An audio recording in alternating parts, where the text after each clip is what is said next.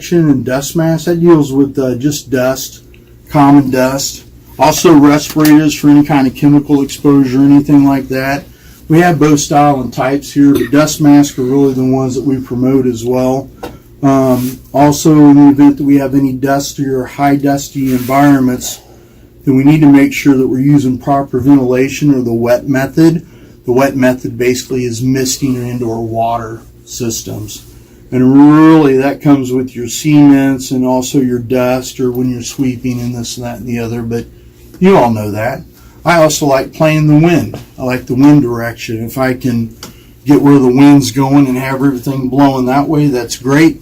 The main thing too is we're not stirring up dust or affecting people or neighborhoods on the other side. And you guys understand where I'm coming on that. Compressed air and air nozzles. Specific work uses. No air hoses dead end pressure is 30 psi, using brass tips with holes in the sides. Do not manufacture or use homemade air lines at work or home. Know your safety for compressed air and air nozzles. Watch for bulges in the air hose and never ever use a compressed air or air nozzle for personal hygiene. Compressed air and approved air nozzles, only approved OSHA ventilated fittings should be on your air nozzles. You should not be manufacturing any air nozzles out of stainless steel, copper, PVC pipe, anything that will blow up in your face. I will not use compressed air to clean my eyes, my ears, or any other part of my body out, and I've seen that happen, and that's very dangerous for you. Hearing conservation and hearing protection. Know your job and your PPE requirements. Where is hearing protection required? Maintenance, braiding, lay table, sandblasting, out on the road running a jackhammer. Talk with your supervisor and make sure you follow up and ensure when and where proper hearing protection is required. Hearing conservation and protection, all that, you guys understand that. All of your hearing protection, there's going to be areas, at the plant or facility or out on the road, if you're scraping or chipping or whatever, running any kind of jack hammers or anything like that. But you should be wearing proper personal protective equipment. Ergonomics. Essentially, it is employee productivity in the workplace coupled with safety factors to prevent injuries. Workplace design. Personal fitting posture in a neutral position. Proper lifting. Push, don't pull. Repetitive. Rest time versus work time, and employee accountability, following all company policies regarding prevention of injuries. Make sure you're doing stretching exercise before the start of your shift and after lunch. Stretch out your hands, your arms, shoulders, and back.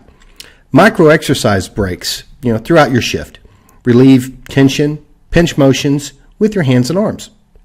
Ergonomics and safe lifting, most all of our accidents and our injuries are sprains and strains. When I say most all of them in the work industrial world. So you've heard the deal, lift with your legs, not with your back. Also, I like to get help and do tandem lifting. Hey, this is too heavy, I'm old, can you come and help me? All right, 1, 2, 3 down, 1, 2, 3 up. Also like to pivot instead of twist and turn.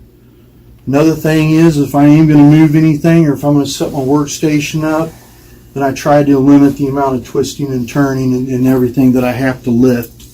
Also, there's power tools, there's hand tools. When I say power tools and hand tools, you've got powered industrial trucks, so you got forklifts, pallet jacks, you've got loaders. I know you've got every single style and type of equipment.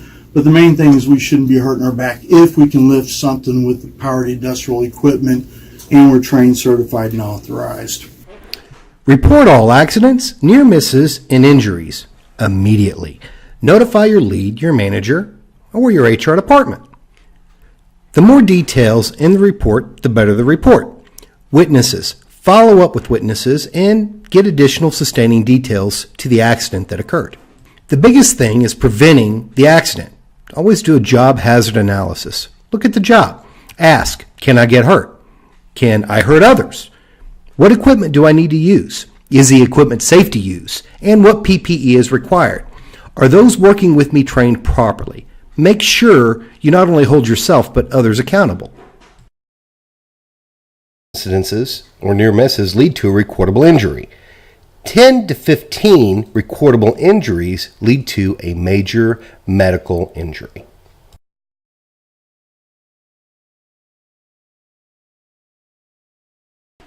When accidents occur, you want to make sure you don't block any eye stations. And do not crowd around the victim. Stand back, stay back. And make sure that you are aware of any chemicals ingested to call a hotline to give them assistance.